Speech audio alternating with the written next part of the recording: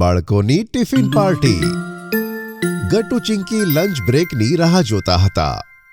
એવામાં લંચ બ્રેકનો બેલ વાગે છે. યે! Finally lunch break. મને તો બહુ ભૂખ લાગી હતી. બસ ખાલી મમ્મીએ ટિફિનમાં કંઈક સારું મૂક્યું હોય, જેમ કે ફ્રાઈડ રાઈસ અને મંચુરિયન કે પછી બર્ગર્સ. અરે તમે તુક્કા મારવાનું છોડો બધા. ચાલો બધા લંચ ખોલીને જોઈએ, ત્યારે ખબર પડશે કે મમ્મીએ આપણા ટિફિનમાં શું આપ્યું છે. બરાબર, ચલો ખોલીએ. જેવું બાળકો પોતપોતાનું ટિફિન ખોલે છે, બધા એક સાથે કહે છે, નો! ચિંકી, આપણી મમ્મીએ તો આપણા ટિફિનમાં સુરણનું શાક આપ્યું છે. હા ગટ્ટુ, આ તો મને બિલકુલ પસંદ નથી. અને મારી મમ્મીએ પણ ભીંડા આપ્યા છે મિત્ર. અને મારા ટિફિનમાં દૂધી. હું તો આવું બધું ખાઈને બોર થઈ ગઈ છું. કાલે પણ મમ્મીએ આ મસ્ત તુરિયાનું શાક આપ્યું હતું. પણ હવે જે મળ્યું છે તેને તો ખાવું જ પડશે ને ગુડી. હા, પણ મારા દિમાગમાં એક ખૂબ જ ઇન્ટરેસ્ટિંગ આઈડિયા આવ્યો છે દોસ્તો.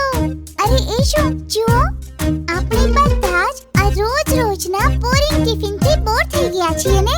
હા, સાચું કીધું. તો પછી કેમ નહીં આપણે બધા સન્ડે ટિફિન પાર્ટી કરીએ, એ પણ સોસાયટી ક્લબમાં? શું સ્પેશિયલ ટિફિન? એનો શું મતલબ ચિંકી? કેમ નહીં આપણે બધા એક સ્ટેટ સિલેક્ટ કરીએ અને પછી એ જ સ્ટેટની કોઈ સ્પેશિયલ ડિશ બનાવીને લઈ આવીએ. આમાં બહુ જ મજા આવશે અને આપણે લંચમાં ખૂબ જ એન્જોય પણ કરી શકીશું. અરે વાહ ચિંકી, સાંભળવામાં બહુ ઇન્ટરેસ્ટિંગ લાગે છે. ડિફરન્ટ સ્ટેટ્સના સ્પેશિયલ ફૂડ, યમી! અને આપણે સ્પેશિયલ સ્ટેટનું સ્પેશિયલ ડ્રેસ પણ પહેરી શકીએ. જેમ કે જો કોઈએ પંજાબી સ્ટેટ સિલેક્ટ કર્યું તો એ પંજાબી સૂટ પહેરીને આવશે. હા ગુડ્ડી, ગ્રેટ આઈડિયા. આમાં તો બહુ મજા આવશે. પણ આના માટે આપણે આપણા પેરેન્ટ્સને મનાવવા પડશે. અરે ચિંકી, જો આપણે મમ્મીને ટિફિન બનાવવામાં હેલ્પ કરીશું ને તો તે જરૂર માની જશે. હા, આ તો સાચું કીધું ગટ્ટુ તે. અરે દોસ્તો, મેં તો વિચારી પણ લીધું કે હું કયા સ્ટેટનું સ્પેશિયલ લંચ લાવવાની છું. વાહ ગુડ્ડી, શું વિચાર્યું તે? પંજાબ. મને પંજાબી કલ્ચર બહુ જ પસંદ છે. એમનું ફૂડ ખૂબ જ યમી હોય છે. જો ચિંકી પંજાબી ફૂડ લાવશે ને તો હું લઈશ રાજસ્થાની ફૂડ. યમી યમી! સારું, તો પછી હું લાવીશ બેંગોલી ખાવાનું. બેસ્ટ આઈડિયા હરી. પણ ગટ્ટુ ચિંકી, તમે પણ તો બતાવો, તમે શું લાવવાના છો? અમે હજી સુધી વિચાર્યું નથી. ચિંકી, આપણે ઘરે જઈને મમ્મીને પૂછીએ તો? હા, આ બરોબર રહેશે ગટ્ટુ. બસ પછી શું? ગટ્ટુ ચિંકી ઘરે જાય છે અને મમ્મીને બધી વાત કહે છે. અચ્છા ગટ્ટુ ચિંકી, તો તમે બધા મિત્રોએ આવું કરવાનું વિચાર્યું છે? હા મમ્મી, પણ અમને સમજાઈ નથી રહ્યું કે અમે ટિફિનમાં કયા સ્ટેટનું ખાવાનું લઈ જઈએ. બાળકો, તમે લોકો પંજાબી ફૂડ લઈ જઈ શકો છો. સ્વાદિષ્ટ છોલે ભટુરે અને લસ્સી. ના મમ્મી, આ તો ગુડ્ડી લાવવાની છે. અચ્છા, તો હા, બંગાળી કેવું રહેશે? ના મમ્મી, એ તો હરી લાવવાનો છે. ઓહો, સારું ઠીક છે. તો પછી ગુજરાતી કેવું રહેશે? અરે હા મમ્મી, સરસ આઈડિયા છે. ગુજરાતી ફૂડ તો કોઈ લાવવાનું નથી. પણ મમ્મી, આપણે ગુજરાતી ફૂડમાં શું બનાવીશું? અને શું પહેરીશું? બસ જોતા જાઓ બાળકો, એ તો હું સાંજે જ કહીશ. પણ મમ્મી, લંચ બનાવવામાં અમારે તમારી મદદ કરવાની છે, તો અમને તો બતાવવું જ પડશે ને કે શું બનાવવાના છો. સારું બાળકો, તો તમે બંને પણ મારી હેલ્પ કરજો. Okay done. બસ પછી શું? સન્ડેનો દિવસ આવે છે. ગટ્ટુ ચિંકી મમ્મીને કિચનમાં હેલ્પ કરવામાં લાગી પડે છે. થોડી વારમાં તો ખાવાનું તૈયાર થઈ જાય છે. ચલો બાળકો, આ તો રેડી થઈ ગયું. હવે હું તમને બંનેને જલ્દીથી રેડી કરી દઉં છું, નહીં તો લેટ થઈ જશો. અને હા, બિંગોને પણ તમારી સાથે લઈ જજો. Okay mummy.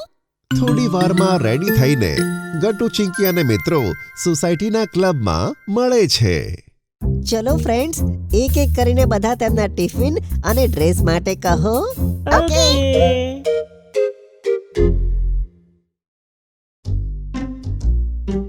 અમે લાવ્યા છીએ ગુજરાતનું સ્પેશિયલ ઊંધિયું અને ઢોકળા. અને સાથે મેં પહેરી છે આ ગુજરાતી ચણિયા ચોળી. અને મેં પહેર્યું છે કેડિયો ચોરનો. જુઓ ફ્રેન્ડ્સ, બિંગોએ પણ ગરબા કેપ પહેરી લીધી. મમ્મીએ એને પહેરાવીને મોકલી છે. જુઓ, હવે અમે એકદમ ગુજરાતી લાગીએ છીએ. ચલો હવે મારી વારી. આ જુઓ દોસ્તો, હું લાવી છું પંજાબના સ્પેશિયલ છોલે ભટુરે, એ પણ વિથ બટર. અને મેં પહેર્યું છે પંજાબી સૂટ. વેરી નાઇસ ગુટ્ટી. હવે નેક્સ્ટ હરી, તું દેખાડ. અને જુઓ મિત્રો, મેં મમ્મી સાથે મળીને બનાવ્યું છે આ બંગાળનું સ્પેશિયલ શુક્તા અને રાઈસ. અને મેં પહેરી છે આ સફેદ ધોતી અને કુર્તો સ્ટોલની સાથે. યે! હરી, તું તો એકદમ સરસ લાગે છે, એકદમ બેંગોલી. હવે મારો વારો. હવે બંટી પણ વોક કરતા આવે છે. હું લાવે છું રાજસ્થાનનું સ્પેશિયલ દાલ બાટી ચૂરમા. અને મેં પહેર્યું છે અંગરખા કુર્તા અને ધોતી. આપણે બધા બહુ સારા લાગીએ છીએ મિત્રો. હા, સાચું કીધું ગટ્ટુ. અને હવે બધાએ પોતાની ડ્રેસીસ અને ટિફિન દેખાડી દીધું. તો ચલો જમવાનું શરૂ કરીએ. એવામાં ત્યાં પાછળથી કોઈનો અવાજ આવે છે. એ બીજું કોઈ નહીં, મોન્ટી હતો. ઉભા બધા, હજી ડોનની એન્ટ્રી બાકી છે. બધા બાળકો પાછળ વળીને જુએ છે અને ચોંકી જાય છે. અయ్యో, હું છું મોન્ટી અન્ના અને હું લાવ્યો છું તમિલનાડુનું સ્પેશિયલ મસાલા ઢોસા અને ઇડલી સાંભાર. મોન્ટીને જોઈને બધા બાળકો ચોંકી જાય છે. મોન્ટી તો અહીંયા. મેં સ્કૂલમાં તમારો બધો પ્લાન સાંભળી લીધો હતો.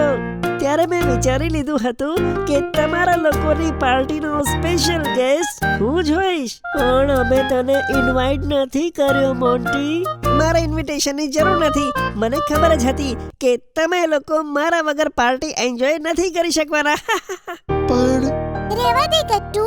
હવે મોન્ટી આવી જ ગયો છે તો શું કરી શકીએ. ચાલો આપણે પાર્ટી શરૂ કરીએ. મને તો બહુ ભૂખ લાગી છે. અને આ બધું ઓથેન્ટિક ખાવાનું કેટલું યમી લાગે છે. સાચું કીધું ચિંકી. Let's start. બધા બાળકો એકબીજાનું ખાવાનું ટેસ્ટ કરે છે. યમ્મી, આ છોલે ભટુરે તો કમાલ છે. અને આ ઇડલી સાંભાર પણ. ત્યાં જ મોન્ટી બિંગોને ઢોકળા ખવડાવે છે, જેને ખાઈને બિંગો ખૂબ જ ખુશ થાય છે. મોન્ટી, બિંગોને આ બધું ના ખવડાવ. મમ્મીએ બિંગો માટે સ્પેશિયલ ટિફિન આપ્યું છે. Bingo, come here. હા, કમ હિયર બિંગો. શું ગટ્ટુ ચીકી, તમે પણ બિંગોને આજ ખાવા દો ને. ના મોન્ટી, બિંગોનું ફૂડ અલગ છે. પોતાનું ટિફિન જોઈને બિંગો દોડીને ગટ્ટુ ચીંકીની પાસે આવી જાય છે. Very good bingo. હા, આ બિંગોને તો હું હમણાં બતાવું છું. મોન્ટી પાછળથી જઈને બિંગોની ટોપી લઈ લે છે. યે! હવે આ ટોપી તને નહીં મળે બિંગો. બિંગો પણ કઈ ઓછો ન હતો. તે મોન્ટીની ધોતી ખેંચવા લાગે છે. બચાવ, અરે બચાવ ને. મોન્ટી અને બિંગોને આ રીતે એકબીજાની પાછળ ભાગતા જોઈને બધા બાળકો હસવા લાગે છે. વાહ વાહ, સાચું કીધું હતું તે મોન્ટી. જો તું ના આવત ને તો અમે બરાબર એન્જોય ના કરી શકત. આ રીતે બધા બાળકો સાથે પાર્ટી એન્જોય કરે છે. જો તમને અમારી વાર્તા ગમી હોય તો પુન ટુન કિડ્સને લાઈક, શેર અને સબસ્ક્રાઇબ કરજો.